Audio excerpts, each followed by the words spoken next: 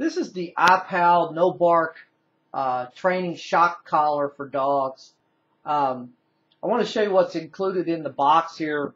Of course, this is the device itself with the nylon straps that's included. Mine came with a battery, and that battery fits, let me show you here on camera, right under here.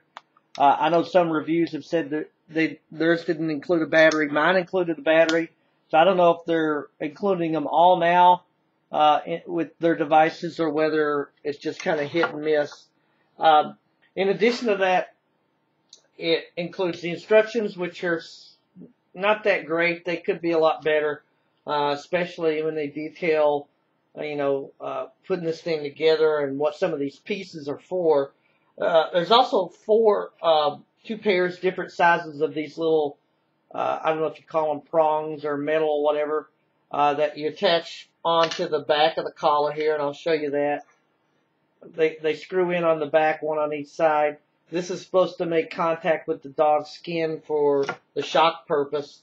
And then this thing, actually I kind of wish I knew what this thing was when I first was writing up my review, because I initially tested this on myself when this is what this is for. Although the instructions don't say that, this is like a little light up tester that attaches to these prongs here, and basically this little fuse here in the middle lights up to show you that the shock is working and how strong the shock is, I guess. But the instructions don't refer to that at all. I kind of wish it did. I wouldn't have had to shock myself. But trust me, the wife got a good laugh out of seeing me trying to bark and shocking myself. So that at least created some amusement for her. And I'm not going to reproduce that here in this video.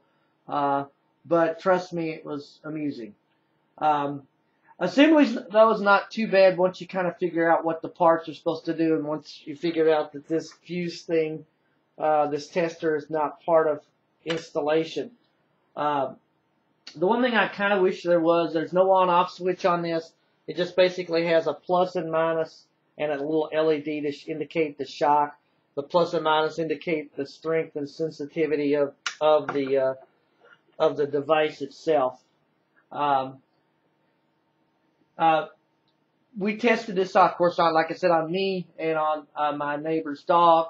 Basically, to put it on the dog, you just strap the collar around the dog's neck, make sure it's tight enough that the prongs are in contact with the dog's skin, and then you adjust the sensitivity level of what you need for your particular dog and your situation. The device itself gives a couple warning tones before it actually shocks, and then does the shock. The one thing that I noticed, at least with testing it both on me and the dog, is that it sometimes goes off when there's no bark, and it sometimes does not activate when there is. Adjusting the sensitivity can help with that, but it's not 100%.